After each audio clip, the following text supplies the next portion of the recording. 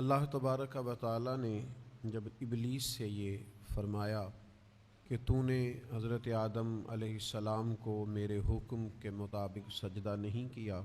تو اب تو یہاں سے چلا جا، قیامت تک کے لیے تیرے اوپر لعنت ہے۔ تو شیطان کہنے لگا کہ مجھے مہلت دی جائے، تو اللہ تعالیٰ نے اسے ایک معینہ اور مقررہ وقت تک کے لیے مہلت دے دی۔ تو اس نے کچھ دعوے خود کیے، کہنے لگا کہ میں لوگوں کے رستوں میں بیٹھوں گا، انہیں گمراہ کروں گا، ان کے خلاف چالیں چلوں گا، وسوسہ اندوزیاں کروں گا، اور کس حد تک لوگوں کو گمراہ کروں گا اور کن کن کو گمراہ کروں گا۔ اس نے کہا میں ان سب کو اجتماعی طور پر گمراہ کروں گا، ہر ایک پر اپنا جال پھینکوں گا، ہر ایک کو اس کے معاملے کے مطابق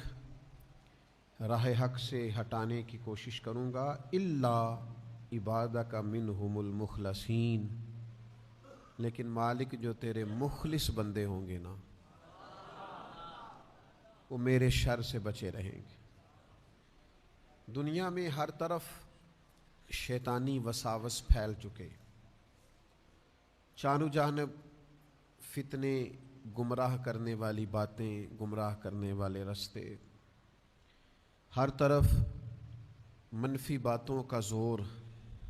بری باتیں بھی لوگ اتنی مسجع، مکفّہ اور خوبصورت کر کے کرتے ہیں کہ بہت بڑے جھوٹے بھی سچے محسوس ہوتے ہیں، معاذ اللہ۔ بہت کم لوگ ہیں جو اس گمراہی سے بچتے ہیں۔ وہ کون ہیں؟ ان کی ایک ہی تعریف قرآن مجید نے بیان کی کہ وہ اللہ کے مخلص بندے ہیں۔ جتنا کسی کے اندر اخلاص ہوتا ہے، جتنا وہ تصنع سے بچتا ہے، جتنا وہ دکھلاوے سے بچتا ہے، جتنا وہ شہرت سے بچتا ہے، جتنا کوئی شخص اپنے اعمال کو چھپا کر اپنی نیکی کو محض اپنے رب کریم کے لیے کرنے کی کوشش کرتا ہے، اتنا ہی زیادہ وہ شیطان کے داؤ سے بچتا ہے۔ آپ جتنا مخلص ہوتے جائیں گے، جتنا خالص ہوتے جائیں گے، جتنا آپ تصنع سے، دکھاوے سے، ریاکاری سے، بناوٹ سے، شہرت سے بچتے جائیں گے، تو یہ مت سمجھیں کہ آپ ریاکاری سے بچ رہے ہیں، دکھاوے سے بچ رہے ہیں، شہرت سے بچ رہے ہیں، بلکہ سمجھیں کہ آپ شیطان سے بچ رہے ہیں۔ وہ مزین کر دے گا نگاہوں کے سامنے، وہ تعریف کو مزین کر دے گا، بار بار نفس کو تسکین ملے گی، بار بار آپ محسوس کریں گے کہ میری تعریف ہو رہی ہے اور ہونی چاہیے، میری خوشامد ہو رہی ہے اور ہونی چاہیے، لوگ میرے لیے